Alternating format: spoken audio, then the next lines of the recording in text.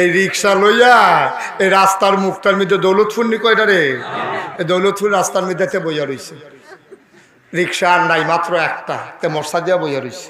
ডাহাত একবার আইয়া নামছে, নামিয়া কয় যাইবিনি বাসরা, কয় না শৈল না তো,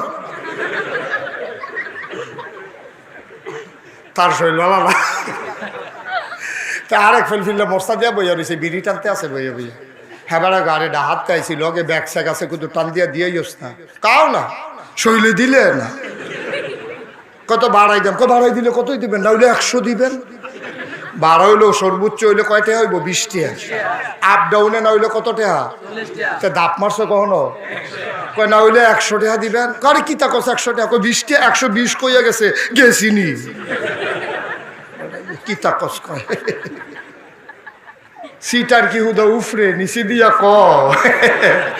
তে দুইটা রিক্সা থাকলে দাম একরকম, একটা রিক্সা থাকলে দাম আর। এটা আমরা দেহাত নাই দিই, ঠিক না?